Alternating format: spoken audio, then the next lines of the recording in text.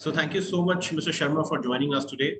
To all the members, we are fortunate to have Mr. Sharma, who is from the Development Institute, Ludhiana, and who will be addressing and sharing the background of what MSME development institutes are doing, what is their contribution, and what all schemes are available for the MSMEs.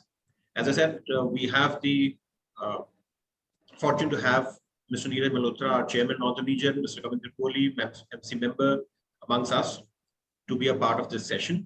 And yes, obviously, Mr. Sharma for his presentation and remarks. So may I now invite Mr. Kohli to please deliver his welcome address, sir. Thank you, Dr. Himanshu. Thank you, Neeraj, for your opening remarks regarding Thai Northern Region facing a lot of problems. Having said that, good morning to our members of Northern Region and everyone else who may have joined this Zoom meeting on MSME clarifications. Well, at the very outset, I would like to share my immense pleasure to be once again associated with Thai, in particular Thai Northern Region on behalf of Thai Central. I will also like to welcome Mr. Virender Sharma and his team, Mr. Virender Sharma, who's the in charge of MSME, Ludhiana and Punjab. I believe he has already conducted many of these web seminars and given knowledge to various other members of various other organizations and associations. Well, as you all know, we have suffered a great deal during the pandemic and the ongoing pandemic. And at the very outset, I'd like to thank the Prime Minister and his cabinet who have put up many schemes for the betterment of not only the welfare of society of Indians, but also the economy of the Indian sectors of business and salaries. Well, it won't be out of place to mention that not much has been done for our industry, but nevertheless, the MSME ministry, which was always in existence, they have given a boost. And this boost I would like to say to my members of Northern Region, can benefit you a lot, provided you understand, you implement, and you go for it. And I believe that today's workshop will impart all these informations, how to go about, what are the benefits. I don't know whether there are any downfalls in this, but maybe so. I think Mr. Virender Sharma and his team may be able to tell us if in case there's a lot of paperwork involved, there's a lot of entry going to the ministries involved, a lot of filing to be done. In case of those deterrent situations, if any, I think this workshop may be able to dwell on that also. One of the good schemes of MSME is that it gives you a comfort level towards how to conduct your show. The interest element, the loans element, the direct tax laws, the exemption of schemes under which we have exemption of interest, we have interest exemption on delayed payments, penal interest on delayed payments, and things like that. Many years back, I would say 5-6 years back, I received a note from one of our corporate accounts saying that, hey, you guys are registered for MSME. And my person, he didn't realize, neither did I. I said, just file it, tell them no or whatever. But the point I'm coming across is that in one of the laws of the MSME regulations is delayed payments from your customers. If there is a contract, they cannot go beyond that contract. If there's no contract, they cannot go beyond 2 months of delayed payment. In case they do, then that expense of theirs cannot be allowed in their books.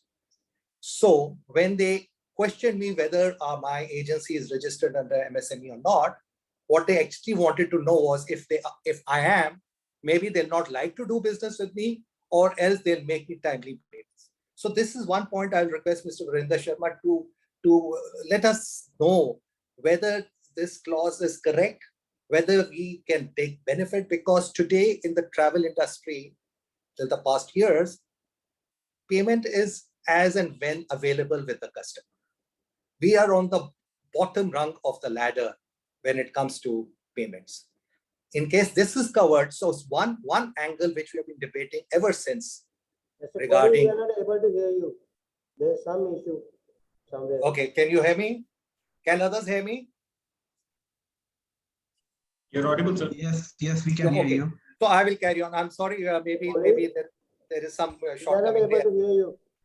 Okay, so I'll go ahead and the scope of this government industry ministry is basically to benefit, like I said, interest, exemption of excise, direct tax laws, statutory supports as reservations, and interest on delayed payments.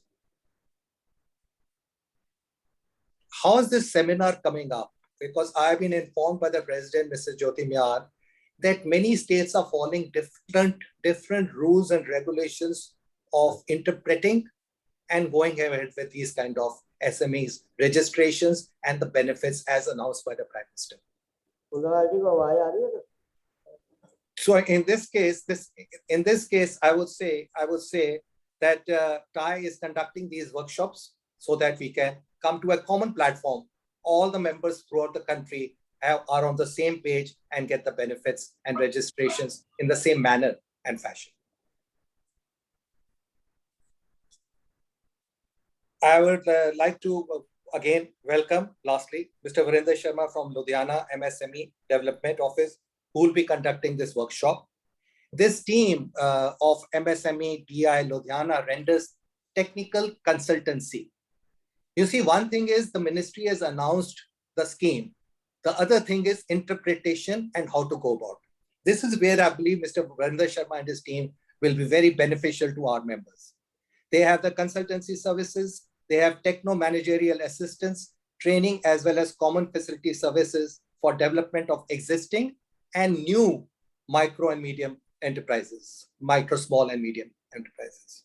They will dwell on two issues, I believe: existing entrepreneurs who are conducting the business, what benefits they can get, or new business, new people, unemployed, underemployed, freshers, individuals who like to enter as an entrepreneur, what benefit they can get from this kind of ministry. Not taking much time, I will now hand over to Dr. Himanshu to please introduce Mr. Virender Sharma once again and start the proceedings of this workshop. Thank you. Thank you, sir. Thank you, Neeraj, sir. As I said, that we have the honor and pleasure of having Mr. Sharma with us, who is with the Institute from a long time, and he has been supporting a lot of activities and has been supporting the MSMEs from a long time. And if you visit their website, I believe that the MSME DI Institute Ludhiana is doing very good job. The kind of webinars, seminars, training programs, all the stuff which they're doing in helping the industry has been very commendable and supported by the industry. And now today, as we all know, that our tourism industry is facing challenges, and these registrations are open and tourism is registering themselves as the MSMEs. So it is a golden opportunity to learn from the DI Institute that what all schemes are there, how we can take the benefit, and what all possibilities are there to revive this sector through MSME ministry. So thank you, Mr. Kohli. Thank you, Mr. Malhotra. And may I now invite Mr. Sharma to please give his presentation. Welcome, sir.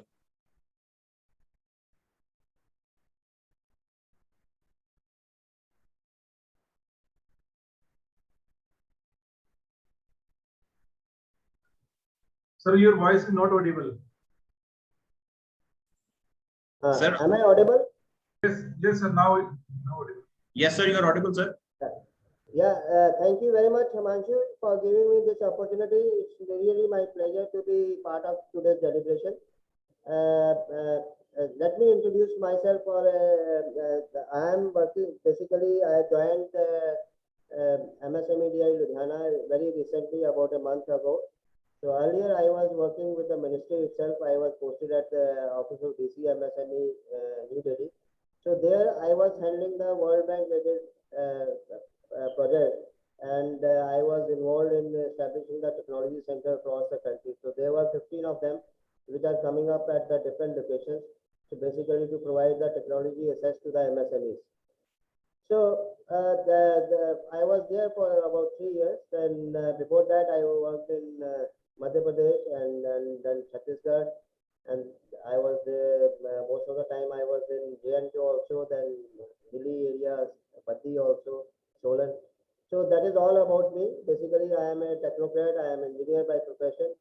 So before joining this organization, I was in railways. Coming to the today's point, as because in between I was not able to hear Mr. Kohli what he was saying, but there are two, three issues which I could capture.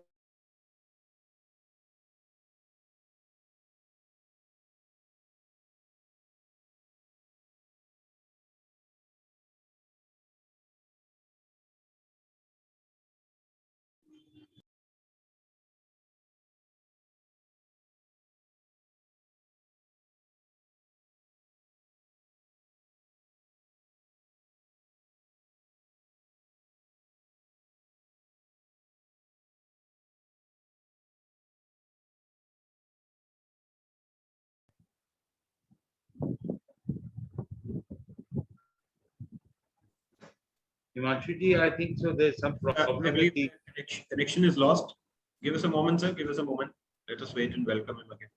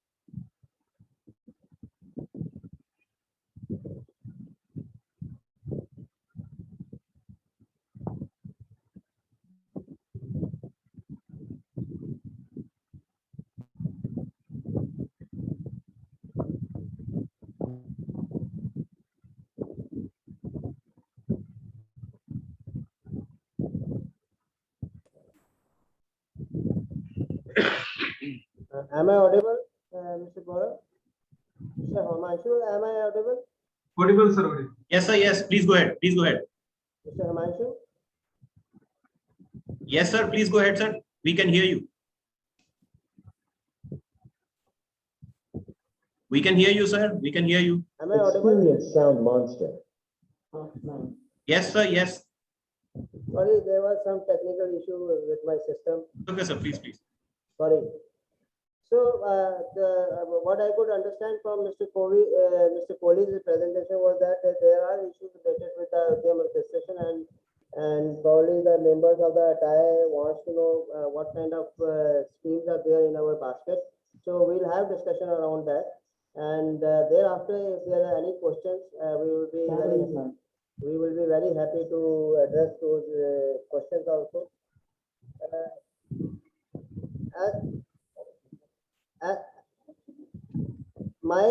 Are you able to hear me? My voice is okay. Yes, sir. Yes. Yes. So as far as the Udyam registration is concerned, I hope most of your members must have got the Udyog Aadhaar registration. Am I correct or not? Do you have the Udyog Aadhaar registration?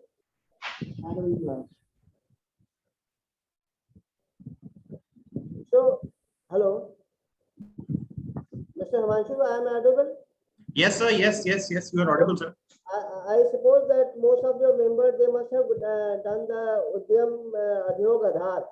So right now, earlier there used to be Udyog Aadhaar. Now what the government has done that we are migrating from Udyog Aadhaar to Udyam registration. And for getting the registration, you just need to visit the site, and it's a matter of only 10 minutes. It requires your Aadhaar card number, PAN card number, and that mobile has to be linked with the Aadhaar card number. So we will, my fellow officer, Mr. Deepak Sethi, he will be just giving you a demonstration, live demonstration that how the registration can be done. So as of now, Mr. Himanshu, earlier we were having number of schemes for the benefit of MSME sector, and mostly our schemes are for the manufacturing sector, and some of them scheme also cater to the service sector. So predominantly my schemes are like, if I have a lean manufacturing scheme, that lean manufacturing scheme is applicable for the manufacturing sector. So as of now, as on today, the status is that most of the schemes they are in the stage of evaluation, third party evaluation. So those schemes are as of now, they are on hold. Like we have the scheme of credit linked capital subsidy scheme, wherein we provide, you get the subsidy on the credit which you avail for modernization of your activities. So that scheme is also on hold. So we have number of schemes, like incubation scheme is there, design scheme is there. So there is no point discussing those schemes which are presently on hold. So maybe down the line, just 3 months down the line, maybe those schemes are evaluated and cabinet approval is obtained, and then we can have another discussion around those schemes as well, because finally our objective is to reach as much beneficiary as we can. So that is our intention. So that part, that discussion we will hold for a while till the time those schemes comes, they are evaluated and we have the approval for those schemes.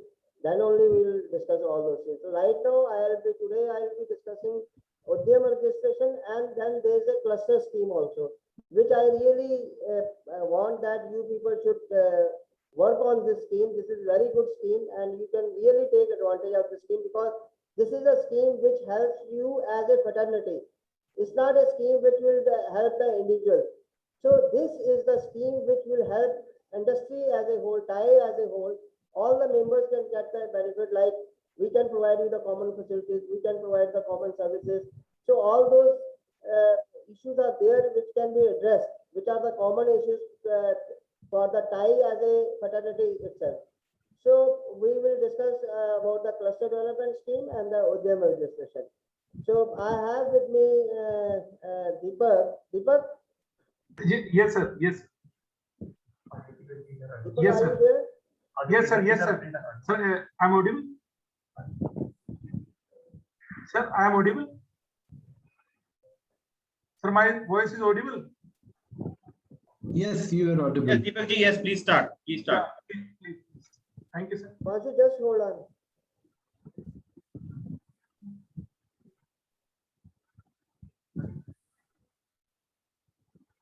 Yeah, you are able to see the screen?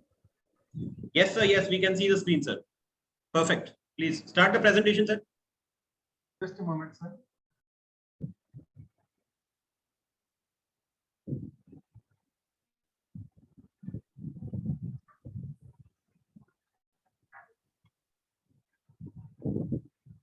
Experience Sound Monster.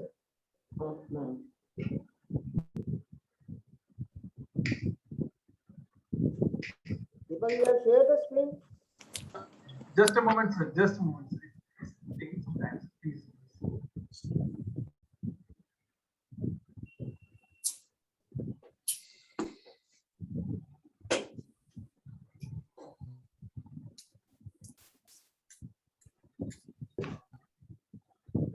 May I request everyone to please put your mic on mute, please.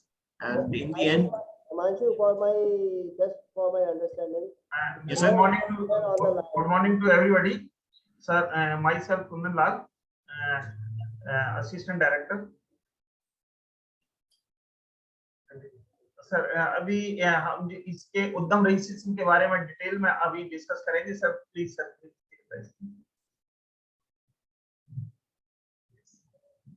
Sir अगर आपने किसी भी अपने enterprises को आपने registered करना है तो उसके लिए सबसे पहले हमको अपने ये उद्यम registration.gov.in की साइट पर जाना होगा, इसको लॉगिन करना होगा। तो इसमें हमें ऑप्शंस मिलेंगे सर कि अगर जैसे अगर आपने पहले से अगर कोई रजिस्ट्रेशन नहीं किया है तो उसके लिए न्यू रजिस्ट्रेशन के लिए पहली ऑप्शन हमारी होगी, तो हम उसको हम लॉग इन करेंगे। इसके बाद दूसरी ऑप्शन है हमारे पास, अगर ऑलरेडी हमने उद्योग आधार मेमोरेंडम नंबर ऑलरेडी जनरेट किया हुआ है अपने एंटरप्राइजेस का, तो उसके लिए हमने सेकंड ऑप्शन में जाना होगा। और थर्ड ऑप्शन है हमारे पास जो उद्यम रईस उद्योग आधार मेमोरेंडम नंबर हमने किसी दूसरे की पैन से या दूसरे के आधार से अगर हमने रजिस्टर किया है, तो वो थर्ड ऑप्शन हमारे पास वो है जो उसमें जाना होगा। तो फर्स्ट ऑप्शन हमारा कि जैसे सपोज कि ये यू आर न्यू एंटरप्रेन्योर, आपने पहले कोई रजिस्ट्रेशन अगर नहीं की है, तो हमने पहले हम फर्स्ट ऑप्शन में हम जा रहे हैं कि हमने कोई रजिस्ट्रेशन नहीं की है, तो उसके लिए हमारा जब इसमें तो ये हमारा इसका जो फॉर्मेट है हमारा ये ओपन हो जाएगा। तो इसमें सबसे पहले हमें आधार की जरूरत होगी, इसमें अपना आधार नंबर हम अपलोड करेंगे, साथ में फिर नेम ऑफ एंटरप्रेन्योर हम इसमें अपलोड करेंगे। जैसे ही हमारा ये अपलोड कर देंगे तो इसको हमें वैलिडेट करना होगा आधार को, तो ये हमारा ओटीपी आएगा मोबाइल के ऊपर में। तो इसके लिए जरूरी है कि आपका जो मोबाइल है वो आधार के साथ लिंक होना चाहिए, ये जरूर ध्यान रखने वाली बात है इसमें। अगर वो लिंक नहीं होगा तो ओटीपी जिस जो आधार के साथ उस समय मान लीजिए आपने कोई और मोबाइल लिंक किया है जिस समय आपने आधार बनाया, तो वो ओटीपी उस पर जाएगा। तो आपको ओटीपी के लिए जरूरी है, अगर नहीं किया है, अब मान लीजिए आपने मोबाइल चेंज कर दिया है, तो उसको आप लिंक करा सकते हैं आधार के साथ। आपको स्क्रीन शो हो रही है सर सभी को? कोहली साहब, कोहली साहब, हेलो हेलो सर, हाँ जी। स्क्रीन शो हो रही है सर? हेलो मल्होत्रा साहब, जी शेयर हो रही है, बिल्कुल दिख रही है। हाँ जी, it is being screened properly. We can visualize it all well. Okay sir, thank you. तो सर जब हम इसको वैलिडेट करेंगे तो ये हमारा पूरा फॉर्मेट ओपन हो जाएगा। और इसमें हम फिर देखिए, इसमें सबसे पहले हमारा टाइप ऑफ ऑर्गेनाइजेशन, जैसे मान लीजिए आपका प्रोप्राइटरशिप है, पार्टनरशिप है, या आपका मान लीजिए कोई प्राइवेट लिमिटेड है, जो भी है वो इसमें आप अभी चूंकि इसमें हमें ऑप्शन नहीं मिलेंगी, क्योंकि अगर हम किसी का इसमें डेमो करते हैं तो डेमो करने के टाइम पर हमें ऑप्शंस मिल जाएंगे। जब इसमें हम डालेंगे तो कोई ना कोई हमें पैन नंबर या आधार नंबर हम कोई भी डालते हैं तो उसमें हमें ऑप्शन क्लियर मिल जाएंगी सारी। तो इसमें ये सारा हमें यहाँ पर मिल जाएगा। उसके बाद अब अगर आपका पैन नंबर है तो पैन नंबर यस करेंगे और फिर पैन नंबर इसमें अपना अपलोड कर देंगे। देन हमारा अगर हम आईटीआर फाइल कर रहे हैं तो आईटीआर, क्योंकि इसको पैन से लिंक किया है तो आईटीआर हम फाइल कर रहे हैं, तो आईटीआर कौन सी फाइल कर रहे हैं? 3 नंबर, 5 नंबर या 6 नंबर या 4 नंबर। तो इसमें से जो भी आईटीआर फाइल कर रहे हैं उसको हम ऑप्ट कर लेंगे। देन जीएसटीएन अगर आपने दिया है तब भी ठीक है, अगर नहीं दिया है तो अभी हम विदाउट जीएसटीएन भी अगर नंबर नहीं दिया तब भी हम कर सकते हैं। पहले ऐसी ऑप्शन नहीं थी, अभी कुछ समय से ये गवर्नमेंट ऑफ इंडिया ने, मिनिस्ट्री ऑफ एमएसएमई ने ये अलाउ कर दिया है कि अगर जीएसटीएन नहीं दिया, फॉर योर काइंड इंफॉर्मेशन के अप टू 40 lakhs टर्नओवर तक अभी कोई जीएसटी आपको फाइल करने की जरूरत नहीं है, क्योंकि जीएसटी फाइल आप कर सकते हैं लेकिन आपको जीएसटी नहीं लगेगा 40 लाख रुपए की टर्नओवर तक। उसके बाद नेक्स्ट आपका पैन वेरिफिकेशन का है, तो इसमें भी टाइप ऑफ ऑर्गेनाइजेशन उसी तरह से हमें ऑप्शंस मिलेंगी इसमें भी, लेकिन अब पैन नंबर, फिर पैन नंबर आपको वैलिडेट करेंगे, पैन नंबर को वैलिडेट करेंगे तो हमारा आगे की जो हमारा फॉर्मेट है वो हमारा ओपन ऑप्शन हमें मिलती चली जाएंगी। देन उद्यम रजिस्ट्रेशन डिटेल्स अब हमारा यहाँ पर आ जाएगा। After verification of PAN, Udyam registration box will appear to fill the details. अब हमारा डिटेल्स यहाँ पर हमने, जब हमारा पैन नंबर भी हमारा वेरिफिकेशन हो गया तो इसमें हमारा details, name of entrepreneur as per PAN और आधार नंबर, जो भी आधार और पैन नंबर में आपको जो दिया हुआ है वो इसमें नेम ऑफ एंटरप्रेन्योर आ जाएगा। एक चीज ध्यान रखें, कई बार यहाँ पर करते हुए ये गलती हो जाती है कि यहाँ पर ये पैन नंबर ये एंटरप्रेन्योर की जगह एंटरप्राइजेज नेम भी डाल देते हैं, तो ये बाद में एडिटेबल नहीं है। इस चीज को थोड़ा सा ध्यान रखने वाली बात है। कि इसमें जो हमें ऑप्शन आ रही है वही चीज हम उसमें हम अपलोड करनी है हमने। Name of entrepreneur, as per PAN और Aadhaar number, then mobile number और ईमेल आईडी। इसमें क्या सर मैं आपको ये बताना चाहूंगा कि हमारे पास बहुत सारी ऐसी क्वारीज आ रही हैं कि जिसमें हम पैन ये उद्यम रजिस्ट्रेशन के टाइम पर हम क्या करते हैं कि जैसे हम कई बार अपने आप नहीं करते, हम सीए से कराते हैं या किसी कैफे में जाकर के करा लेते हैं, तो वो पैन नंबर इसमें मोबाइल नंबर ईमेल आईडी वो कई बार रॉन्ग नंबर डाल देते हैं, मोबाइल का एक भी डिजिट गलत हो जाता है, तो वो भी आपका जो वहां पर यहाँ तो ले लेगा आपको, लेकिन वहां जाकर के आपको आगे प्रॉब्लम आ जाएगी, आपको मैसेज आपके मोबाइल पर नहीं आएगा, आप उसका प्रिंट नहीं ले सकते आगे। इसी तरह से ईमेल का भी है, तो ये इन सब चीजों को थोड़ा सा ध्यान में रख करके ही आपने इसमें करना है। इसके बाद आपको category SC ST OBC general, ये वुमेन कैटेगरी जो भी है कैटेगरी आ जाएगा। Then social category, social category के लिए जनरल SC ST OBC जो भी इसमें आपने है male female. Then specially abled, अगर इसमें मान लीजिए कोई फिजिकली हैंडीकैप्ड है तो उसके लिए भी, लेकिन उसके लिए आपको ये जरूर है कि आपका कोई ना कोई इसके लिए प्रूफ आपके पास होना चाहिए। देन नेम ऑफ एंटरप्राइजेज, अब यहाँ पर वही जो वहाँ एंटरप्रेन्योर का नाम था, यहाँ एंटरप्राइजेज नेम आएगा। उसके बाद प्लांट मल्टीपल, हाँ जी, इसमें अगर मान लीजिए आपका नेम ऑफ एंटरप्राइज एक नहीं है, अगर मान लीजिए और भी आपके ज्यादा हैं तो आपका तो इसमें आपने ऐड ऑन करना है तो ऐड ऑन कर सकते हैं। पहले क्या था, उद्योग आधार मेमोरेंडम नंबर में कई बार क्या होता था, एक ही आधार से हम 2 2 3 3 या 5 तक भी हम इसमें उद्योग आधार मेमोरेंडम नंबर जनरेट कर देते थे एक ही आधार से, लेकिन अभी ऐसा नहीं होगा। इसमें अगर मान लीजिए आपकी मल्टीपल आपकी वो है एंटरप्राइजेज हैं, तो उस यूनिट को आप इसी में ऐड करेंगे, चाहे वो यूनिट की लोकेशन स्टेट में है, सेम स्टेट में है या अदर स्टेट में, ऑल ओवर इंडिया में कहीं पर भी है, तो वो इसी में आपको ऐड ऑन हो जाएगी। ये ध्यान रखने वाली बात है थोड़ी सी। तो उसके बाद ऐड ऑन करने के बाद location of the plant unit, अगर मान लीजिए आपका कोई भी लोकेशन है तो उसमें एड्रेस आपने कंप्लीट इसमें आपने फिल कर देना है। उसके बाद इसमें और भी मान लीजिए दूसरी यूनिट का लोकेशन अलग है तो उसको ऐड मोर, इसमें जो लोकेशन भी और ऐड हो जाएगी। देन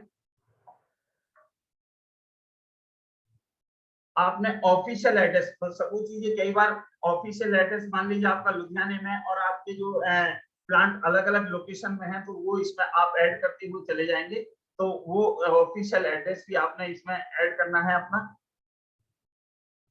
इसमें एक चीज ध्यान रखना, कुछ चीजें ऐसे है कि जो एडिट नहीं हो पाती हैं। मान लीजिए इसमें आपने डिस्ट्रिक्ट है, जैसे ऑफिशियल एड्रेस है या आपका एंटरप्राइजेज का यूनिट का लोकेशन है, उसमें अगर मान लीजिए डिस्ट्रिक्ट वगैरह का थोड़ा सा ध्यान से आपने इसमें सेलेक्ट करना है। कई बार वो सेलेक्ट करते समय मिस्टेक हो जाती है, तो उसमें वो कई बार हमें डिस्ट्रिक्ट वगैरह का ऑप्शन नहीं मिलती है हमें एडिट करने के लिए। दूसरी चीजें, कुछ चीजें हैं जो एडिट हो जाती हैं, ये हमें ऑप्शन नहीं होगी एडिट करने की।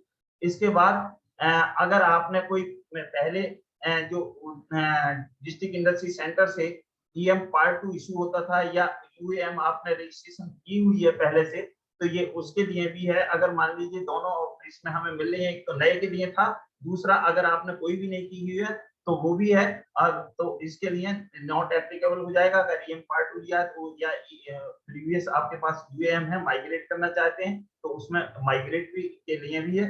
इसके बाद स्टेटस ऑफ एंटरप्राइजेस, अब डेट ऑफ इनकॉर्पोरेशन रजिस्ट्रेशन, ये भी थोड़ा सा ध्यान देने वाली बात है कि date of incorporation of registration में कि जब आपने कोई भी रजिस्ट्रेशन इससे गवर्नमेंट की ली है, चाहे वो GSTN नंबर लिया है, चाहे आपने कोई दूसरी गवर्नमेंट से कोई रजिस्ट्रेशन कराई है, वो इसमें डेट आ जाएगी।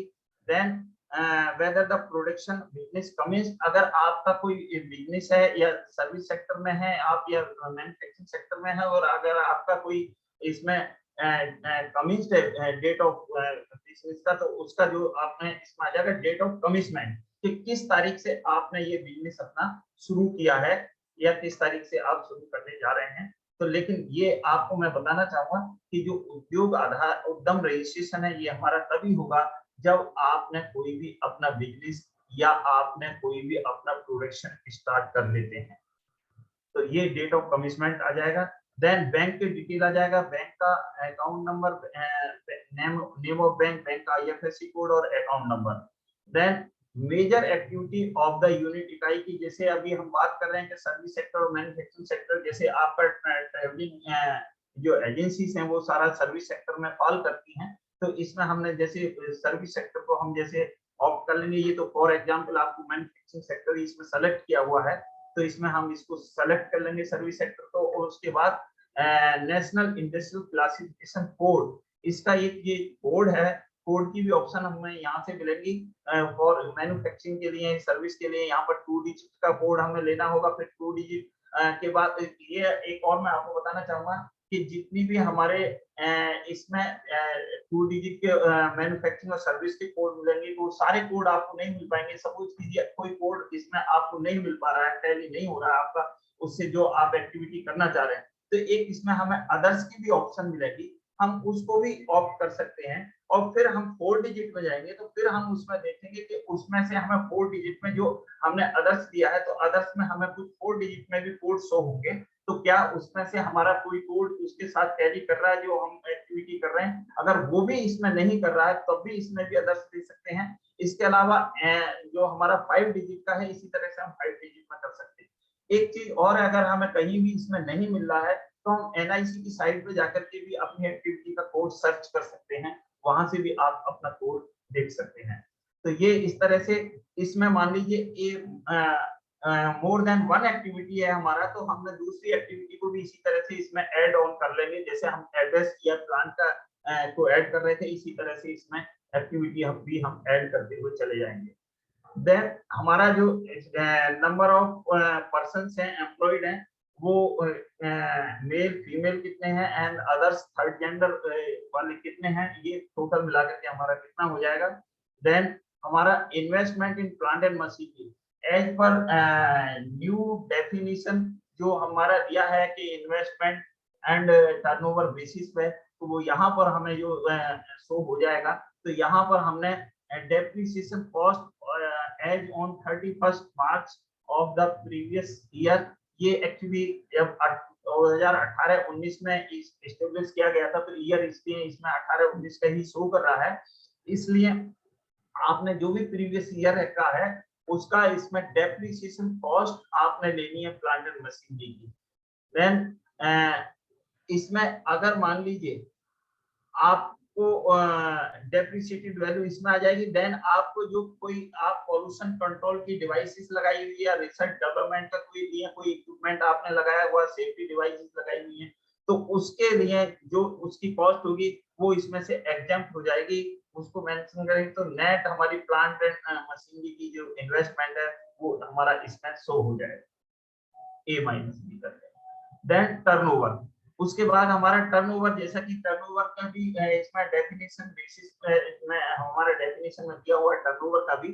तो टर्नओवर हमारा जैसे मान लीजिए कोई भी हमारा टर्नओवर है इसमें, तो वो आ जाएगा हमारा ग्रॉस। उसके बाद इसमें जो हमारा अगर कोई हम एक्सपोर्ट कर रहे हैं तो एक्सपोर्ट का इसमें से माइनस होकर के देन नेट टर्नओवर ये हमारा आ जाएगा, जो एज पर आवर डेफिनेशन है उससे आप इसको देख सकते हैं कि हम आप कौन सी कैटेगरी में, इसी से आपको पता लग जाएगा कि कौन सी कैटेगरी जा रहे हैं, आपको मेंशन करने की जरूरत नहीं है, ऑटोमेटिकली वो अपने आप इसमें से सेलेक्ट कर लेगा।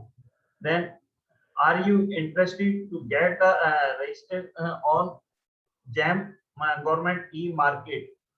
तो जेम पोर्टल के ऊपर में अगर आप देख रहे हैं कि कोई भी हम चाहे वो सर्विस सेक्टर की हैं, सर्विस सेक्टर से हम सर्विसेज हायर करते हैं, चाहे मान लीजिए हम कोई प्रोक्योरमेंट कर रहे हैं, तो आप देख रहे हैं जितने भी हमारे पीएसयू हैं, गवर्नमेंट डिपार्टमेंट्स हैं, वो सभी अभी जेम पोर्टल के थ्रू ही प्रोक्योरमेंट या सर्विसेज को हायर करते हैं। तो इसके लिए बहुत जरूरी है कि आप जेम में भी एक रजिस्ट्रेशन अपनी जरूर कराएं। तो इसमें जब हम इसको हम सेलेक्ट करेंगे यस, तो यहाँ पर तो आपको जो रजिस्ट्रेशन नहीं हो रही है जेम में, आपने सिर्फ सेलेक्ट ही करना है। जब ये सेलेक्ट कर लेंगे देन तो आपकी एक आईडी, जब आपका ये आएगा तो एक जेम की आईडी भी आपकी क्रिएट हो जाएगी। उसके बाद जैम पोर्टल में जाकर के आप रजिस्ट्रेशन अपनी एंटरप्राइजेस को करेंगे तो वहां पर आपको सारा डिटेल वहां पर देना होगा। Then you are you interested to get registration on TReDS portal? ये ट्रेड पोर्टल में भी आपने रजिस्ट्रेशन करना है तो उसको भी हम यस कर सकते हैं। Then district industry centre, automatically इसमें डिस्ट्रिक्ट इंडस्ट्री सेंटर आपका आ जाएगा, क्योंकि इसमें जब हम एड्रेस डालेंगे, लोकेशन डालेंगे, तो वो डिस्ट्रिक्ट कंसर्न डिस्ट्रिक्ट को ऑटोमेटिकली इसमें जो वो डिस्ट्रिक्ट का एड्रेस आ जाएगा। देन आप इसमें फाइनली सबमिट करेंगे तो फिर एक ओटीपी आएगा आपके मोबाइल पर, और उसके बाद आपने सबमिट कर देंगे फाइनली, तो आपका एक इस तरह से आप देखेंगे कि ये नंबर, ये जैसे ये आफ्टर सक्सेसफुली रजिस्ट्रेशन आपको ये मैसेज आएगा आपके मोबाइल पर, और ये ओटीपी जब आएगा तो ये आपका उस ओटीपी के बाद आप जब इसको आप सबमिट कर देंगे ओटीपी अपलोड करने के बाद, तो ये आपका इस तरह से एक नंबर आपका जनरेट हो जाएगा। जैसे ये उद्यम डैश डीएल, ये दिल्ली का चूंकि एक एग्जांपल दिया है, उद्यम डैश डीएल, तो जिस भी कंसर्न स्टेट का होगा या डिस्ट्रिक्ट का होगा वो उसका आ जाएगा इसमें कोड, और उसके बाद ये नंबर जैसे है, तो ये आपका, अब आप प्रिंट लेना चाहें तो अभी इसका प्रिंट नहीं आएगा, क्योंकि ये हमारा, इसका जरूर नोट करके रख लें और इसका प्रिंट लेकर के जरूर रख लें जो नंबर जनरेट हुआ है। और जब आपका ये पेन से क्योंकि इसको लिंक किया है, आईटीआर से लिंक किया है, तो आपका ये वहां से जब वेरीफाई होकर के आ जाएगा, जब वहां से वेरीफाई हो जाएगा तो उसके बाद आपको प्रिंट की ऑप्शन मिल जाएगी, फिर आपका सर्टिफिकेट आप प्रिंट सर्टिफिकेट का ले सकते हैं। तो ये इस तरह से, इसमें कई बार ऐसी क्वारीज भी हमारे पास आती है कि सर हमने रजिस्ट्रेशन की थी, कल भी हमारे पास एक क्वारी आई थी कि हम दो एंटरप्राइजेस उन्होंने किया, एक उनके साथी ने, किसी ने किया, रजिस्टर्ड किया, तो उनका प्रिंट आ गया, हमारा प्रिंट नहीं आ रहा है, तो उनको हमने यही एडवाइस किया कि भाई आपका अभी वेरीफाई नहीं हुआ होगा इनकम टैक्स से, जब वहां से आपका वेरीफाई हो जाएगा तो आपको भी ये प्रिंट की ऑप्शन मिल जाएगी। तो आई थिंक अभी दोबारा उनका नहीं आया, मे बी उनको प्रिंट की ऑप्शन मिल गई होगी, तो ये थोड़ा सा ध्यान रखने वाली बात। और एक और मैं आपको बताना चाहूंगा कि इसमें जैसा कि साइट में ऊपर सबसे पहले ही इसमें आ जाता है कि आपको कोई भी इसके लिए चार्जेस नहीं देने हैं, ये फ्री ऑफ कॉस्ट है, इसके लिए कोई भी आपने पेमेंट नहीं करनी। ये हमारे पास ऐसी भी कुछ क्वारीज आती हैं कि वो गलत साइट पर चले जाते हैं, uttamregistration.gov.in को आपने सेलेक्ट करना है। कई बार जो MSME registration.gov.in को सेलेक्ट कर लेते हैं तो उसमें वो ऑनलाइन चार्जेस मांग लेते हैं, और वो ऑनलाइन चार्जेस पे भी कर देते हैं, फिर भी उनकी रजिस्ट्रेशन हो नहीं पाती सही। तो इसके लिए मेरी आपसे ये रिक्वेस्ट है कि इस चीज को भी आप ध्यान दें कि कभी भी इसके कोई चार्जेस नहीं है, फ्री ऑफ कॉस्ट है। और कोई किसी की कोई क्वारी इससे रिलेटेड है अगर?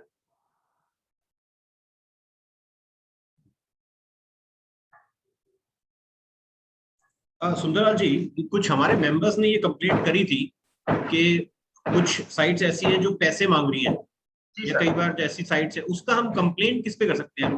डीआई इंस्टीट्यूट को लिखे या मिनिस्ट्री को लिखे? सर ऐसा है कि इसके लिए कंप्लेंट के लिए तो देखिए आप अब इसके लिए मैं समझता हूँ हमारे डायरेक्टर साहब ज्यादा अच्छा इसके बारे में आपको उसमें अगर हमारी वेबसाइट पे आप जाएं तो we have a disclaimer on that. Okay sir. हाँ, तो वो that's why we are highlighting over here कि आप you have to be very careful that you have to be on the right website and there is no charges. So we have a disclaimer on our website कि भाई ये ऐसा ऐसा होता है, and MSMEs has to take a due diligence before doing the Udyam registration, right? So is it clear why do we need the Udyam registration? That point is clear with you? Sir, actually that was the idea, that some of our members are not clear that MSME, Udyam, and then what all benefits. Then we'll be talking about the MSME schemes. So you can't take the advantage of any of the MSME scheme unless you are registered with the Udyam registration. So that is the prerequisite. Even Udyam registration will help you to get the credit from the banks also. No, banks are also insisting that if they have to give the priority sector lending, so you need to have a Udyam registration. So this registration is important because After all, government want that we should have the MSME sector in the organized sector, right? So that is the importance of this discussion. I hope I am able to clear the doubts. If at all there is any doubt, your member can, they are free to ask. Dr. Himanshu, may I come in, please? Please, sir, please. While going through the form, there is a column towards assets and the depreciated value. Now, ours is the service industry where we may not have many assets as such. For all you know, maybe I'm on a rental property, including furnishing, which is rented out to me. I have a license to do trading in travel services. I may be having just a telephone with me, furnished furnished office I've taken on rent, which is not my asset. In this case, the asset could be as low as 0. So is there any criteria towards what should be the depreciated minimum asset price while registering onto MSME? No, as such, there is no such criteria. If your asset comes out to be 0, you just have to give the 0 asset, and then it will capture the turnover portion. So then you will be judged on the basis of your turnover. Okay, point taken. Thank you. Neeraj sir, I think you were saying something, sir. Neeraj sir. No, I'm okay. I was not saying anything. I just wanted to say that From our side, if any of the member wants to the registration, we are there to facilitate them. We are there to handhold them. There is absolutely no issue. You can just send us a request. We will get in touch with those people and we will help them out. Thank you, sir. Any other member, anyone would like to ask question? Otherwise, we proceed with the second presentation. कोई member कुछ पूछना चाहेगा? कोई question? या फिर second presentation start करें? Sir, Sundarlal जी, ठीक है, आप start कीजिए, sir. Thank you. Okay, sir. Thank you. Thank you, sir. Sir, I am Deepak Chechi. जी से मैं रिक्वेस्ट करूंगा कि वो अपना जो MSc CDP की प्रेजेंटेशन है उसको please sir. Thank you, sir. Sir, I am audible? Yes, sir. Yes, please go ahead. Thank you, sir. Sir, with the permission of director, here I want to discuss about the MSc CDP scheme of Ministry of MSME, Government of India. Actually, first I want to discuss what is a cluster. Sir, my slide is visible. Clear, sir. Clear. Please proceed. Okay. Sir, first I want to just discuss about the cluster. What is the cluster? Actually, cluster is a group of enterprise having similar manufacturing or service activity in a practical, as far as practical in area. Specific हम उसको बोलेंगे कि that is a cluster. Cluster is a group of enterprise having similar manufacturing or service activities. यहाँ पे graphically हमने इसको थोड़ा सा बताने की तरीके से कोशिश की है यहाँ पे कि क्लस्टर क्या है. क्लस्टर के अंदर अगर अब हम बात करेंगे स्पेसिफिकली आपके लिए कि आप सभी लोग अभी यहाँ पे एक टूरिज्म से रिलेट्स हैं, तो आप सभी लोग सर्विस सेक्टर से पर्टिकुलर देखेंगे तो सर्विस सेक्टर से आते हैं. तो हमारी मिनिस्ट्री ऑफ एमएसएमई जो government of India MSc CDP scheme है, ये मैन्युफैक्चरिंग और सर्विस सेक्टर दोनों के लिए ही एप्लीकेबल है. तो इसमें सबसे पहले हमारे को समझने की जरूरत है कि क्लस्टर क्या है. तो क्लस्टर में हमने जो पहले बताया कि group of enterprise located with in A identifiable and as far as practical contiguous area and producing similar or same product, complementary product services. So now I am continue with the objectives of this scheme. The main objective of these schemes are support sustainability of MSME by addressing common issues, capacity building of MSME for common supportive action, create upgrade infrastructure facility in industrial estate cluster particular, setting up of common facility centers, promotion of clean and sustainable manufacturing technologies. In this scheme, we have the 5 components. The first one component is the common facility center. In this component, if a group of a cluster comes and create a tangible asset such like a common production center, producing center, design center, testing facility, including plug play facilities also including this common facility center component. And the second our component is the infrastructure development component. Under this component, if particular industrial state, industrial focal point want to develop some road, land, drainage, etc. in existing or in new industrial area. So under that component, we have considered that. Third one is the marketing hub and exhibition center by association. If some association, specifically product-based association, want to establish some exhibition or marketing hubs in particular area, under this component, we will take the help from Government of India under this. And fourth one is the thematic intervention. Under this component, if existing CFC want to explore training programs and exposure visits, then we have used this component. And finally, the fifth component of this scheme is the support to state innovative cluster development program. Under this component, if state have some cluster development program, then Government of India accordingly provided the co-funding for the same.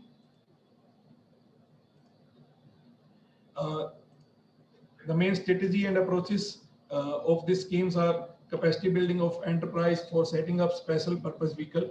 SPV may collaborate with the Rapid Technical Institute from the conceptualization till implementation and operational phase. DPR to be prepared for a technical feasible and the economical viable projects. And here I want to discuss about one thing. There have no Government of India assistance for the preparation of DPR. However, the contribution, whatever you have, you cost have been occurred for this preparation of DPR will be considered your proportional amount. This will also include the consultancy charges from the conceptualization stages to operational handling spots, and due approval from state government is SLC is required for this.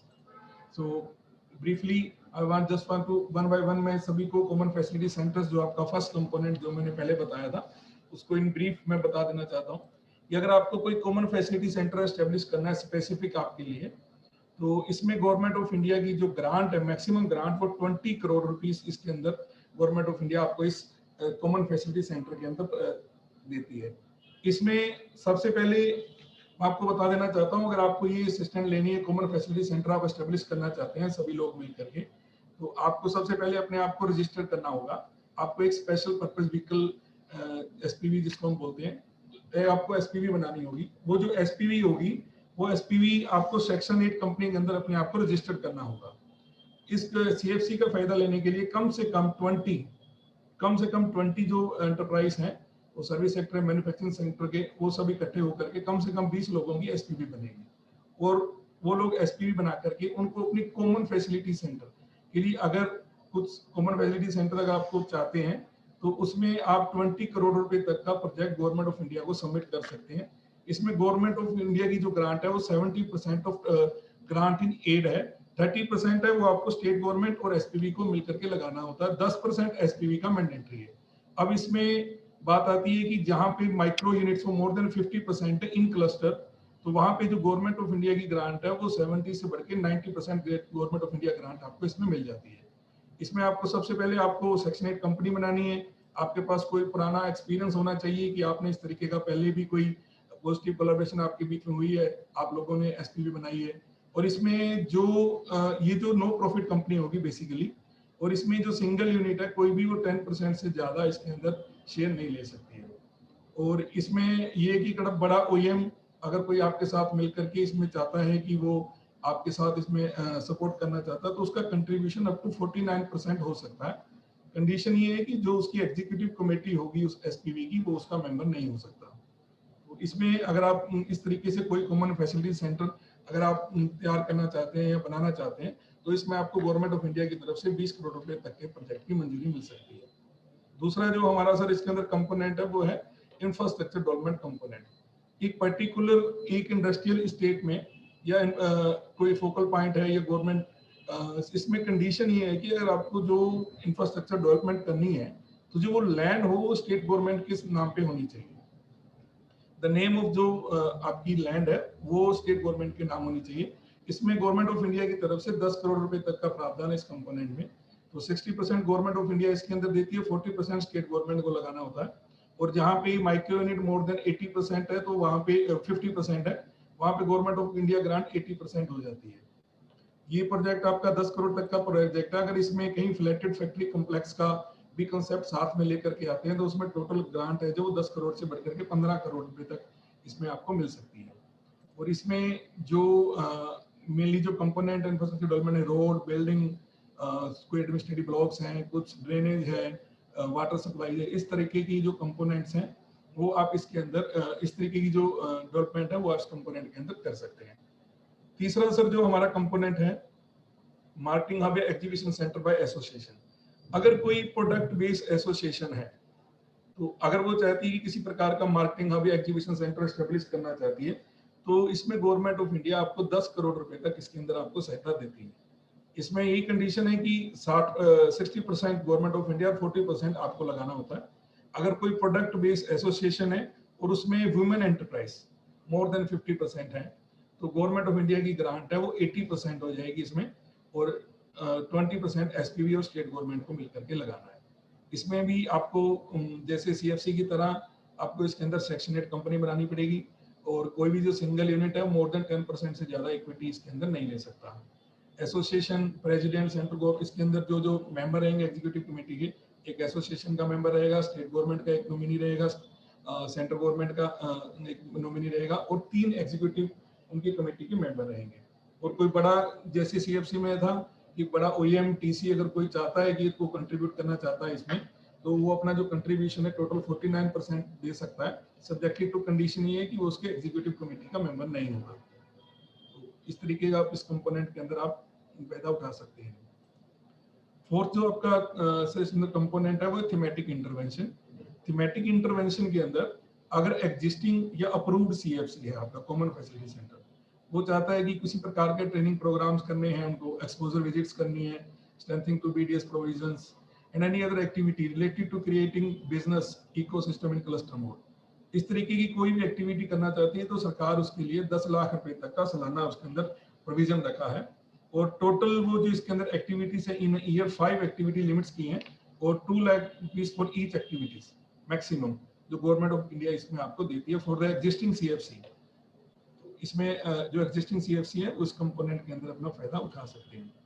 Last component हमारा support to state innovative cluster development programme. अब कुछ states like Haryana, Maharashtra, Bihar, उन लोग states के अंदर क्या है कि वहाँ पे स्टेट्स की कुछ अपनी क्लस्टर डेवलपमेंट पॉलिसीज है।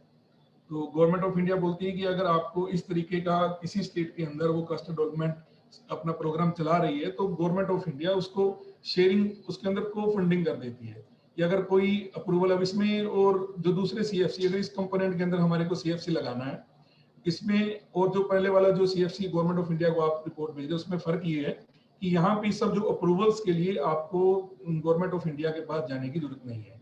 जो आपकी डीपीआर है, डीपीआर सब वो आपकी जो अप्रूवल्स हैं वो अप्रूवल आपकी स्टेट लेवल के ऊपर हो जाएगी। सिर्फ फाइनल जो उसके लिए अप्रूवल के लिए गवर्नमेंट ऑफ इंडिया के पास जाएगा।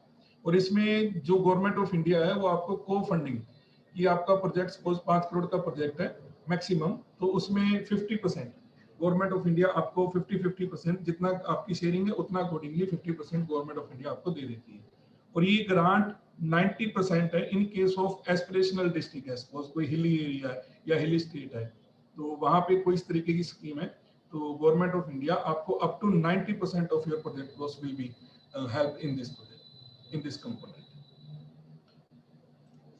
इसमें अब मैं next implementing agencies who will be the implementing agency for this project in case of CFC, Institute of Ministry of MSME, Organization of State Government, National International Institutions, any other institute agency approved by the Ministry of MSME. In case of ID project, as I already told you that state government or UT government agencies only will apply for that projects. Marketing hub and exhibition center, state government UT agencies apply कर सकती हैं इसमें। Thematic intervention for the existing CFC, so through state government and Ministry of MSME, institution of Ministry of MSME. Now this is some structure of the steering committee. State level steering committee will be chaired by the secretary and the principal secretary of the concerned state, chairman and representative of implementing agency will be the member of that committee. Representative of finance department will be member. Also GMDIC concern will member, special invitee, and director MSME DI Ludhiana is the member secretary of that committee.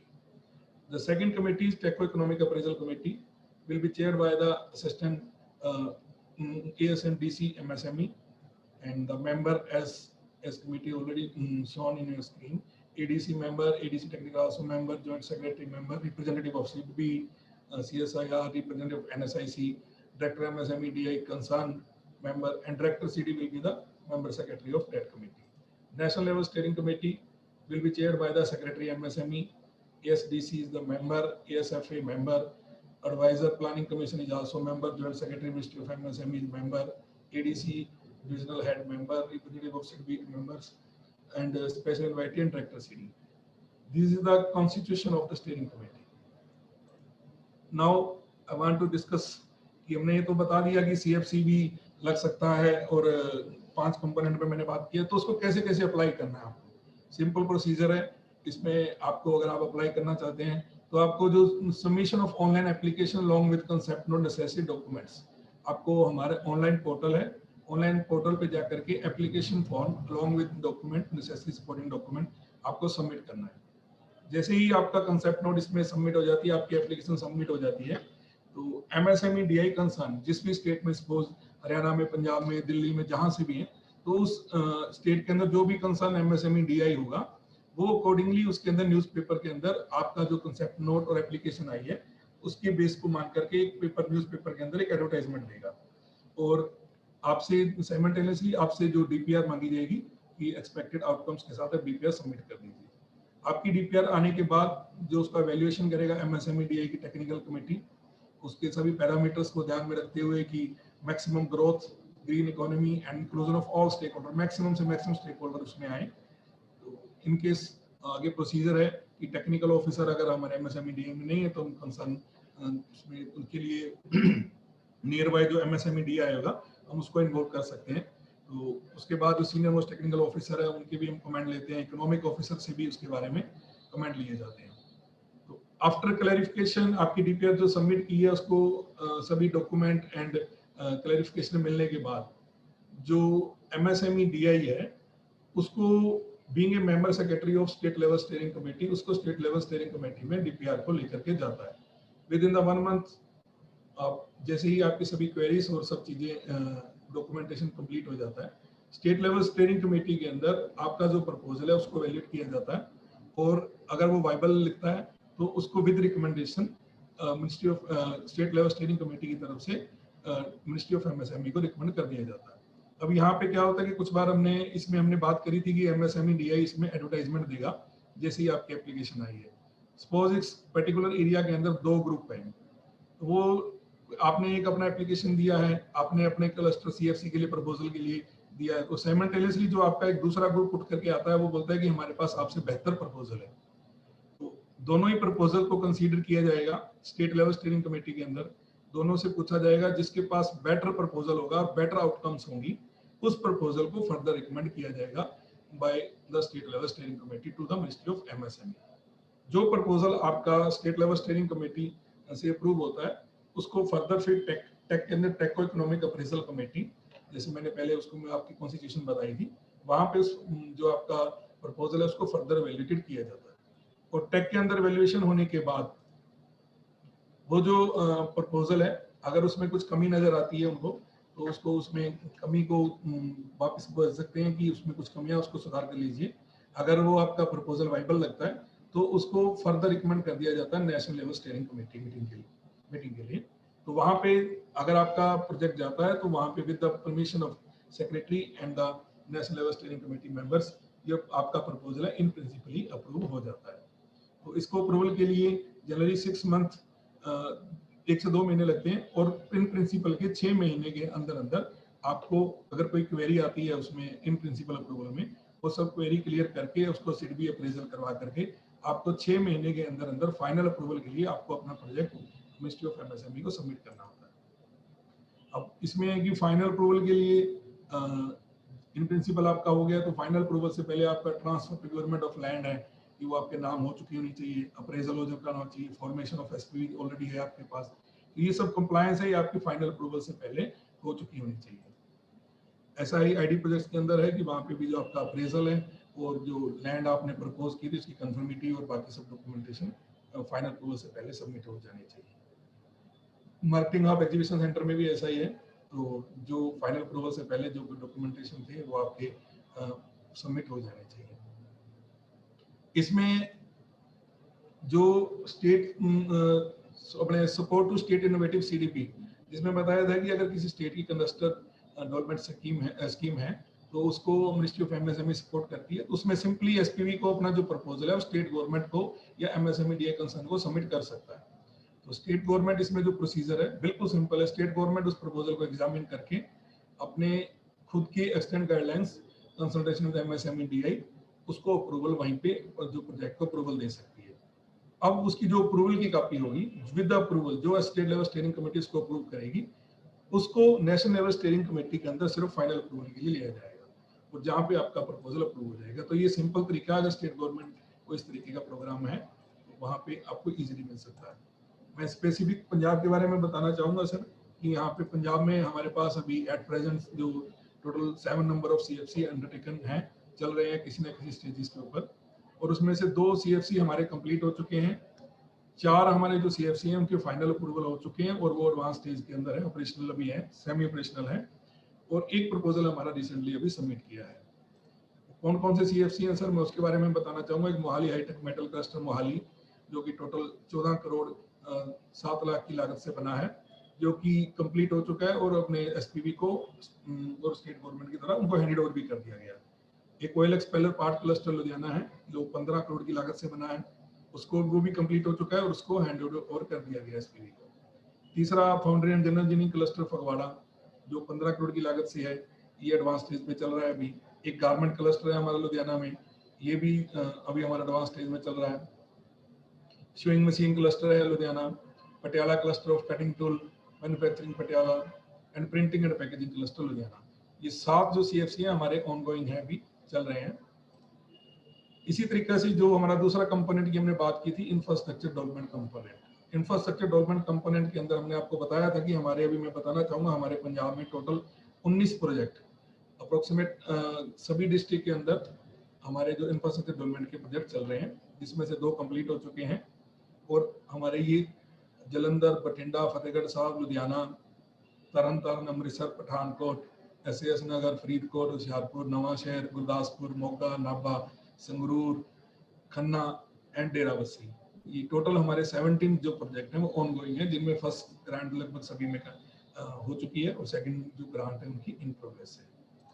और मैं बताना चाहूँगा कि जो पंजाब का status है, अगर हम थ्रू आउट द नेशन बात करें तो जो हमारे पास नंबर है वो अभी मैं ये तो नहीं कहूँगा हम फर्स्ट सेकंड पोजीशन में है, और फिर भी बाकी जो स्टेट्स हैं उनके मुकाबले में थोड़ी ठीक है। तो 25 नंबर्स ऑफ प्रोजेक्ट्स हैं हमारे पास CFC और ID को मिला करके।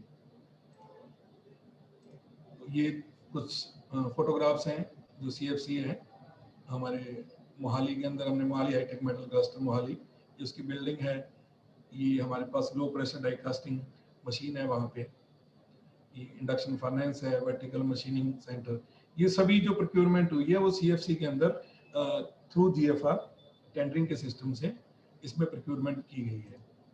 और ये सब फैसिलिटी वहाँ पे अभी है। अगर आप इसमें से किसी फैसिलिटी का लाभ लेना चाहते हैं तो आप वहाँ पे कभी भी जाकर के ले सकते हैं। और इसमें मैं दूसरा ये बता देना चाहता हूँ कि जो SPV स्पेशल पर्पस व्हीकल जो इसको ऑपरेट कर रही है, चला रही है, वो हमेशा ओपन एंडेड रहती है। तो आप में से कोई भी अगर इंटरेस्टेड हो, जाकर के इनका मेंबर बनना चाहे, इनका SPV का मेंबर कभी भी बन सकते हैं और इनकी जो सुविधा है उनका कभी भी लाभ उठा सकते हैं। ये हमारा oil expeller part cluster Ludhiana, तो यहाँ पे कुछ जो मशीन प्रोक्योरमेंट की गई है, CNC टर्निंग सेंटर है, original spindle surface, CNC vertical machining centre, CNC horizontal milling and boring machines. तो इस तरीके की जो मशीन्स हैं, ये कुछ क्लिप्स थे उसके, तो आप लोगों से शेयर करना चाह रहा था। तो with this word I want to thanks all of you for listening me. अगर किसी की कोई स्पेसिफिक क्वेरी है तो मैं जरूर आंसर करना चाहूँगा सर। Thank you. ये दीपक जी, जैसे आपने बात करी एग्जीबिशंस और इसकी सपोर्ट की, क्योंकि देखिए कुछ तो मैन्युफैक्चरिंग की आपने बात करी, वो तो हमारे मेंबर्स मैन्युफैक्चरिंग में तो नहीं है, बट जो सर्विसेज सेक्टर में है वो इस स्कीम का कैसे बेनिफिट ले सकते हैं? जैसे कि अगर हमें कोई एग्जीबिशंस के लिए अप्रोच कर रहा है, कोई फाइनेंशियल सपोर्ट चाहिए या ऐसा कुछ, तो सर्विसेज में आप इसका कुछ एग्जीबिशंस में सर हमारे पास एक और हमारी दूसरी भी स्कीम है इसमें, एक प्रोक्योरमेंट एंड मार्केटिंग सपोर्ट। उसमें अगर आप सर्विस बेस हैं और आप चाहते हैं कि किसी नेशन वाइज कहीं पे भी आप चाहते हैं कि आप नेशन के अंदर कहीं भी जाकर के अपनी जो प्रोडक्ट है, सर्विसेज हैं, जो भी आप वहाँ पे किसी एग्जीबिशन में डिस्प्ले करना चाहते हैं, तो उस तरीके का सपोर्ट आपको उसमें 1 से लेके 1.5 लाख रुपए तक का आपको उसमें फाइनेंशियल बेनिफिट इंडिविजुअल को उसमें मिल जाता है, कि जो आपका वहाँ पे स्पेस रेंट है वो मिल जाता है, आपको आने जाने का खर्चा कंटीजेंसी जो आपका वो मिल जाता है। वो डिपेंड करता है क्लास ए बी सी किस तरीके की सिटी है, कौन सी सिटी में आप जा रहे हैं और वो एग्जीबिशन कैसा है और स्टॉल साइज के ऊपर। तो वो अगर आप स्पेसिफिक इसके अंदर ही कोई इंफ्रास्ट्रक्चर डेवलप करना चाहते हैं कि एग्जीबिशन सेंटर या मार्केटिंग अब स्पेसिफिकली अपने लिए, तो आपको सबसे पहले ये देखना होगा कि इस तरीके का जो हमने इसमें बात करी है कि अभी जैसे आप में से कुछ लोग दिल्ली से हैं, कुछ लोग हरियाणा से, कुछ पंजाब से, तो अगर कुछ कॉमन प्लेस के ऊपर जाकर के आपको कॉमन फैसिलिटी आप डेवलप करना चाहते हैं, तो वो चीज से, उस नजरिए से आपको सोचना पड़ेगा कि वो आप क्या कर सकते हैं इस फील्ड के अंदर। अभी मेरे को एग्जैक्टली मैं आपको बताना चाहूंगा कि मुझे आप लोगों का कोर जो आपका अब सर्विसेज है उसके बारे में नहीं पता है स्पेसिफिकली कि आप लोग क्या कोर सर्विसेज आप करते हैं।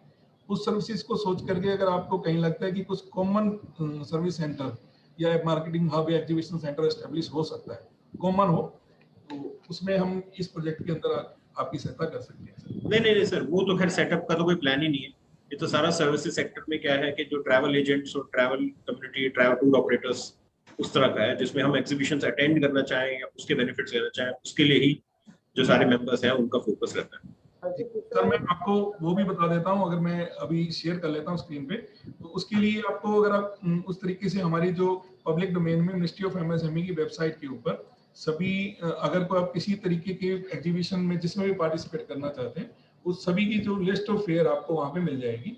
तो आपको सिंपली माई एमएसएमई गूगल में आप जाकर के आपको माई एमएसएमई मिस्टर हिमांशु, आपकी क्या रिक्वायरमेंट क्या है बेसिकली? हाँ जी सर। आपकी रिक्वायरमेंट क्या है बेसिकली? रिक्वायरमेंट बेसिकली तो चैलेंजेस आ रहे हैं रजिस्ट्रेशन प्रोसेस में, वन। सेकंड, अगर एमएसएमई की स्कीम्स आगे आती है और हमने रजिस्ट्रेशन करा रखा है तभी उसका बेनिफिट ले पाएंगे, टू। और सर थर्ड इज के जो फाइनेंशियल बेनिफिट जो देने की बात है, माइक्रो फाइनेंसिंग हो चाहे मैक्रो हो, फॉर सर्विसेज सेक्टर ओनली। नहीं, ऐसा एक्सक्लूसिव सर्विस सेक्टर के लिए कुछ नहीं है। हमारी जितनी भी स्कीम्स हैं they cater to manufacturing and service sector both. Sir बात मैं कुछ बोल सकता हूँ please? Can I come in? Please sir, please. Sharma ji sorry, मैं बीच में आ रहा हूँ, इंटरप्ट कर रहा हूँ आपको, बट मैं एक बहुत छोटा सा और सिंपल सा क्वेश्चन पूछना चाहता हूँ आपसे। ये एमएसएमई मेंबरशिप के बाद ही शायद गवर्नमेंट फाइनेंशियल सपोर्ट या थ्रू द बैंक्स हमें लोन देती है सर, एम आई राइट सर? बिल्कुल। आज की डेट में हम सबको मालूम है कि हमारे सर्विसेज सेक्टर में ट्रैवल एंड टूरिज्म सबसे ज्यादा हिट हुआ है, सबसे पहले हिट हुआ है, और कब रिवाइव होगा इसकी कोई डेट नहीं है सर। तो जब हम बैंक के पास अपनी फाइनेंशियल लेके जाते हैं, वो कहते हैं भाई तुम्हारे पास तो तुम्हारी बैलेंस शीट में जीरो है, तो तुमको हम लोन कैसे देते? अब जब लोन ही नहीं मिलेगा तो आदमी काम कैसे करेगा? इसमें मिनिस्ट्री ऑफ एमएसएमई हम जैसे छोटे ट्रैवल एजेंट्स के लिए कहाँ कितना सहायता दे सकती है, ये मैं आपसे एक क्वेश्चन पूछना चाहता हूँ। नहीं, आप इसमें जैसे आपने बताया कि क्रेडिट की प्रॉब्लम है। Now we have the schemes with wherein there is a provision for credit flow, but to credit जो देना है वो मिनिस्ट्री ने तो देना नहीं है, that credit will be given by the bank, and the issue of the balance sheet we can't help anywhere in that, क्योंकि बैंक ने जब देना है वो ड्यू डिलिजेंस बैंक करता ही करता है। तो at the most what we can do, we can just have a interaction with the bank. I can only facilitate your interaction with the banking institutions. That I can do, but certainly there are schemes of the government wherein there is a provision for the flow of credit. like we have fund also, distress fund is also there, but giving that credit is through banks only. It's not that the ministry itself is giving credit, and banks do the due diligence. Like for example, if they talk about the balance sheet, I won't be able to chip in there. So that is my constraint. I hope that you will understand my constraint also. हम लोग मल्होत्रा जी एक interaction आप bank से करा सकते हैं कि आपका पेन पॉइंट क्या है, so that bank can suggest us कि how we can go about it. We can certainly we can facilitate a interaction with the banks. Problem ये है ना सर कि सबको मालूम है 2019, 20, 2021 देयर वाज नो बिजनेस, सो हमारी बैलेंस शीट्स ऑलमोस्ट माइनस में है. तो बैंक क्या कहता है, अब आपकी रीपेमेंट के लिए आपसे फाइनेंशियल मांगता है. जब हम अपने फाइनेंशियल दिखाते हैं उनको और हम अपने प्रीवियस बैलेंस शीट में उनको दिखाते हैं, लेकिन बैंक क्या है कि कहता है जी ये हम कोई बैंक देने को रेडी नहीं है. इसमें मेरे 3-4 बैंकर से मेरी पर्सनली भी बात हुई है, क्योंकि बहुत सारे मेंबर्स मुझे अप्रोच करते हैं इन सब चीज़ों को, इन क्वेश्चंस को लेके. तो बेसिकली ये एमएसएमई में ये नहीं कि सिर्फ एक लोन ही है, there are other good aspects also in being getting yourself registered with the MSME. But main आज की डेट में सर हम सबको एक हैंड होल्डिंग की जरूरत है, और वो हैंड होल्डिंग बेसिकली फाइनेंशियल ज्यादा है, क्योंकि हम लोगों को अपने ऑफिस भी चलाने हैं. ऑफिस चलाते हैं तो रेंटल्स भी हैं, फिर उसके बाद इलेक्ट्रिसिटी चार्जेस हैं, टेलीफोन चार्जेस हैं, फिर बहुत सारे एम्प्लॉइज उनको भी देखना है. तो ये बहुत मेजर चैलेंज इस टाइम हम लोग फेस कर रहे हैं सर. तो इसमें बेसिकली गवर्नमेंट की ये कोई अथॉरिटी या कोई रूलिंग ऐसी है कि अगर हम अप्लाई करें तो बैंक को ये लोन देने ही पड़ेंगे या नहीं है ऐसा? ऐसा देने ही पड़ेंगे, तो बिकॉज फाइनेंशियल देखना तो बैंक का the one who is giving the loan, it is his prerogative to see the financial condition of the जिसको वो लोन दे रहा है. ऐसा कुछ भी है कि देना ही पड़ेगा, ऐसा कोई निर्देश नहीं है सरकार की तरफ. ठीक है sir. Over to you, Himanshu ji. Is any other member, anyone who would like to ask anything? किसी और के कोई questions हो? मानसी जी, आपका एग्जीबिशन का चीज हम समझ नहीं पाए कि क्या करना चाह रहे थे आप एग्जीबिशन में. नहीं सर, जैसे MD स्कीम है मिनिस्ट्री ऑफ टूरिज्म की, ऐसे ही जैसे जो एग्जीबिशन की बात की गई है, सर ने अभी दीपक जी ने एग्जीबिशन की बात शेयर करी, तो फॉर एग्जांपल अगर हमारे कुछ 10 मेंबर्स एक प्रपोजल सबमिट करें that we would like to attend this particular exhibition, जो कि बिजनेसेस डाउन है, उसके लिए हमें MSME से सपोर्ट मिल सकती है सर? मिलेगी. हमारी इंटरनेशनल कोऑपरेशन स्कीम है, मिनिस्ट्री की वेबसाइट पे जाइएगा, इंटरनेशनल कोऑपरेशन स्कीम पढ़िए, फिर हमसे बात करिए. ठीक है सर, ठीक है. As a association you have to approach, you have to say that we are a association, हमारी रजिस्टर्ड है, सारा आपकी एक्टिविटी वगैरह क्या क्या है वो सारा आप बताएंगे, और फिर आप एक प्रपोजल 10-12 लोगों का सबमिट करेंगे कि फलाना जगह पे हमें जाना है, तो फिर वो कंसिडर किया जाता है. बट आजकल जो है ज़्यादातर जो है फिजिकल एग्जीबिशन तो हो नहीं रही, वर्चुअली हो रही है. तो बट ये scheme is there, scheme is in place. उसका ऑफटेक कम हो रहा है because of pandemic, but scheme is there. You just go through the international cooperation scheme ministry की, MSME की. अभी रिसेंटली रिवाइज हुई है, आप मुझे व्हाट्सएप पे या मैसेज कर दिए, आपको भेज दूंगा मैं. Okay sir, okay, thank you sir. So I think sir, Neeraj sir, I think we are done with it sir. I believe we have shared all the aspects, and Neeraj sir, yes. Activities क्या है, tour and travel और क्या करते हैं, कोई adventure tourism में है कुछ है, ये जो क्लस्टर की स्कीम हमने डिस्कस की है, इसमें कोई कुछ हो नहीं सकता, पॉसिबिलिटीज नहीं है? नहीं sir, research work in the sense जैसे टूरिज्म कंसल्टेंसी भी बहुत लोग करते हैं, सबकी ट्रैवल एजेंसीज हैं, टूर ऑपरेटर्स भी कुछ लोग मेंबर्स हैं, तो और हम लोग अपना एज एसोसिएशन लेवल पे we can always come up with some report और स्टडी ये सेक्टर कितना हिट हुआ है और MSME का क्या कोलैबोरेशन कोऑपरेशन रहा है, because a lot of people have registered for this MSME उद्यम सर, बट अब उसके बेनिफिट्स उसको अवेल करने के चैलेंजेस आ रहे हैं। और DI इंस्टीट्यूट एज ए जैसे स्टेट लेवल पे है, तो we were advised by the MSME ministry to get in touch with the DI institute and understand the benefits available अगर आप रजिस्टर कर रहे हैं। तो ये आपके ज्यादातर मेंबर कहाँ पे हैं? बॉम्बे सर में? पैन इंडिया है सर, 20 चैप्टर्स है, जैसे कि नीरज सर यहाँ अवेलेबल है। Neeraj sir please if you can throw some light sir. Yes, sir, I would like to tell you something about TIE. TIE is the nodal and the most oldest association of the travel agents. Sir, we started in 1951 with the 12 member. They started this association, and we are 2,500 plus members pan India. So we have 4 regions and 19 chapters. So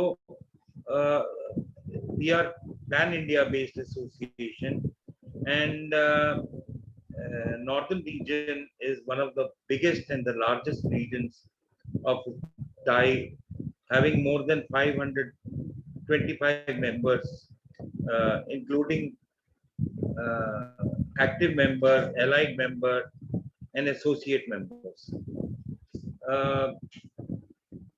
TIE has been recognized by the Ministry of Tourism as the most nodal agency, and we are made to participate in various government things like, inspection of hotels, like classification. By virtue of being the nodal agency recognized by the Ministry of Tourism, TIE becomes one of the part of the HRCC committee. HRCC committee is the committee which does classification for hotels, like to give 5-star, 5-star deluxe, 3-star, 4-star. So TIE is recognized nationally by the ministry, sir.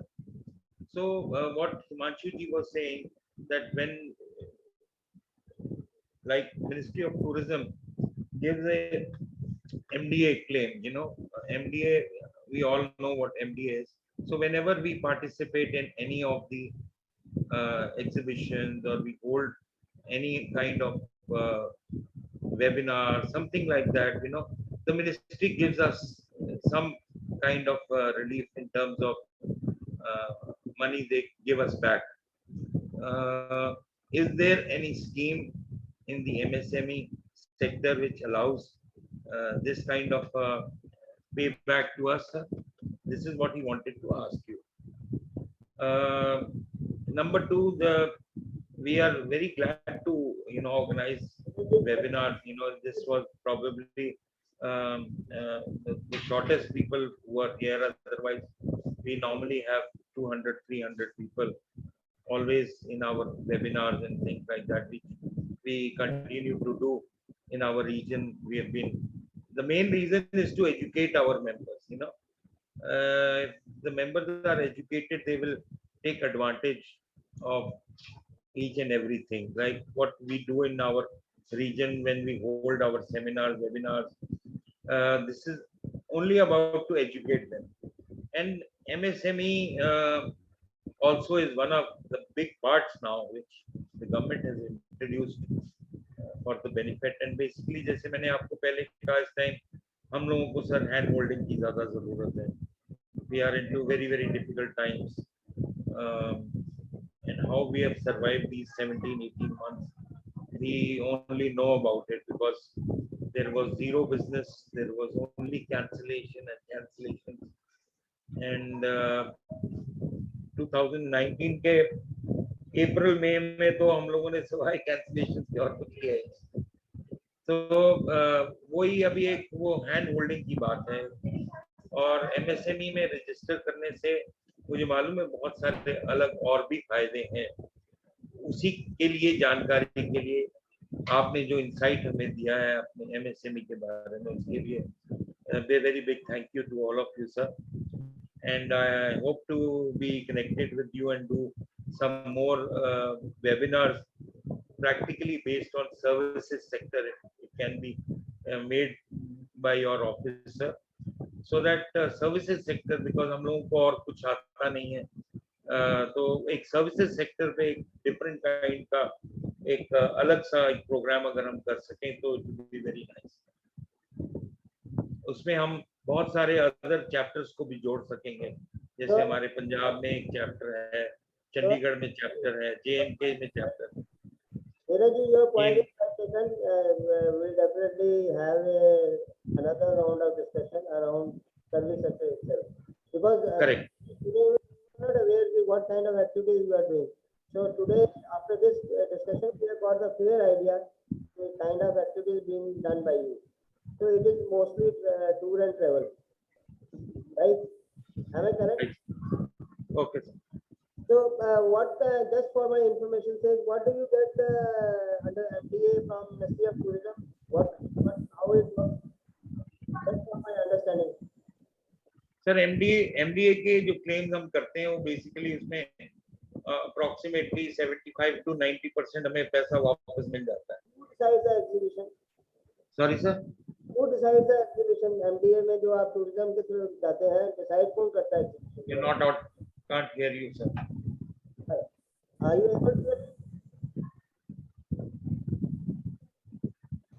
ये national international हर तरह के जो exhibitions होते हैं, जिसके अंदर जैसे छोटे मतलब अगर आप टूरिज्म में देखें साटे और ऐसे बहुत बड़े बड़े एग्जीबिशंस हैं। ये एग्जीबिशन का कैलेंडर जो है, मतलब यू योरसेल्फ से कि ये एग्जीबिशन जा रहा है, मुझे वहाँ पार्टिसिपेट करना है, या मिनिस्ट्री ऑफ टूरिज्म जो है एक कैलेंडर निकालता है जिसमें कि टूरिज्म के रिलेटेड एग्जीबिशंस होते हैं, उसमें आप ऑप्ट करते हैं कि हमें भी जाना है।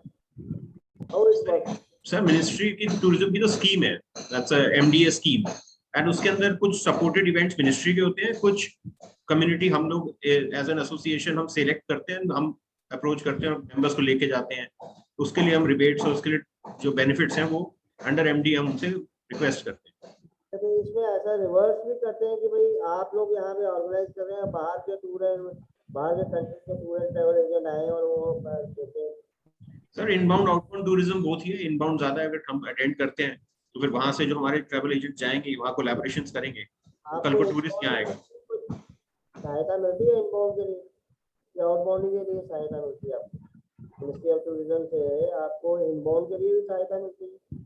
बिल्कुल सर, हर तरीके का है MDA स्कीम के अंदर एग्जीबिशन। देखिए सर डोमेस्टिक टूरिज्म का फोकस तो अब आया है सर, और डोमेस्टिक टूरिज्म के फोकस को ही लेके हम जब MSME यहाँ मिले थे मिनिस्ट्री में, तो हमें एडवाइस किया गया था कि DI ऑफिस से आप बात की जाए, तो उसके अंदर हमारे पास क्या क्या ऑप्शंस अवेलेबल है सर्विस सेक्टर के लिए, बीट माइक्रो फाइनेंसिंग, और अगर हमें डिफरेंट स्टेट्स में भी कुछ हो रहा है, एक स्टेट से दूसरी स्टेट को प्रमोट करने हम जाते हैं, तो उसके क्या क्या बेनिफिट्स हो सकते हैं।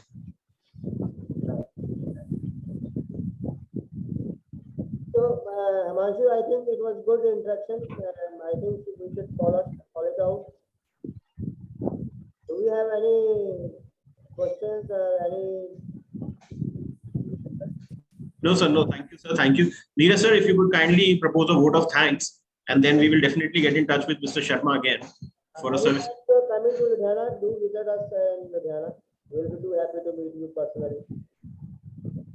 Yeah, thank you Himanshu ji, and thank you so very much Mr. Sharma for giving us the opportunity to learn and get my members educated. I'm sure जो भी थोड़ा बहुत हमारे सर्विसेज सेक्टर पे आप लोगों ने हमें बताया उससे मेरे मेंबर्स जरूर बेनिफिट करेंगे, और कोई भी अगर कोई और क्वेश्चंस होंगे तो हम आपसे डायरेक्टली रिलेट करेंगे सर।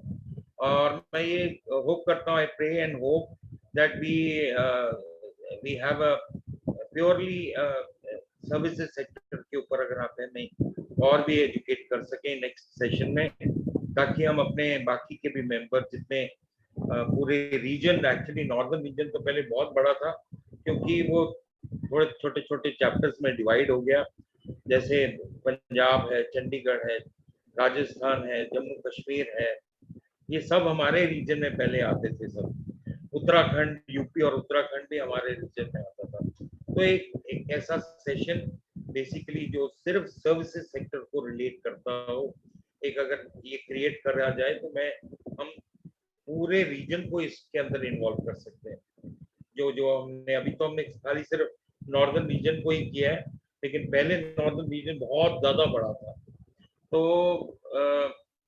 मैं हिमांशु जी से रिक्वेस्ट करूंगा कि वो आपसे कोऑर्डिनेट करके एक ऐसा session only on based on services sector एक अगर हमें बताएं, so that हमारे मेंबर्स और उससे एजुकेटेड हो जाए।